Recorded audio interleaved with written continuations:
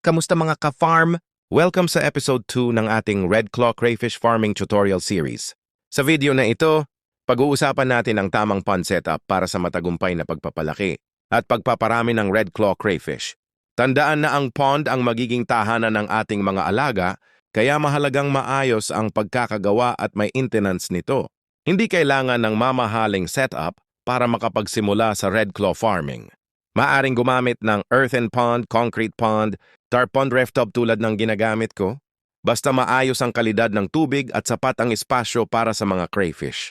Ang mahalaga ay mabigyan natin sila ng komportable at ligtas na kapaligiran.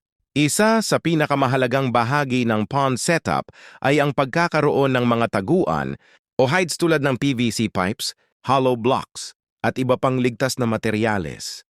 Mahalaga ang mga ito dahil likas na mahilig magtago ang mga crayfish, lalo na kapag sila ay nagmo-molt o nagpapalit ng shell. Sa panahong ito, mas malambot at mas mahina sila kaya kailangan nila ng proteksyon. Mahalaga rin ang regular na pag-monitor ng kalidad ng tubig. Ang malinis at maayos na pond ay nakakatulong upang mabawasan ang stress at mapanatiling malusog ang ating mga alaga. Kapag maganda ang kondisyon ng tubig, mas maganda rin ang kanilang pagkain, paglaki at breeding performance. Isa ring dapat tandaan ay iwasan ng sobrang pagsisiksikan ng mga crayfish sa isang pond. Ang tamang stocking density at sapat na taguan ay nakakatulong upang mabawasan ang kompetisyon at maiwasan ang hindi kinakailangang pag-aaway. Tandaan, ang matagumpay na Red Claw farming ay nagsisimula sa tamang pond setup. Ito ang pundasyon ng magandang produksyon at malusog na mga crayfish.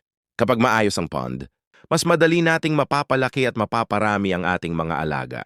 Sa susunod na episode, pag-uusapan naman natin kung paano makilala ang male at female Red Claw crayfish at ang mga pangunahing bagay na dapat malaman sa pagpili ng breeders. Maraming salamat sa panonood at happy farming mga ka-farm!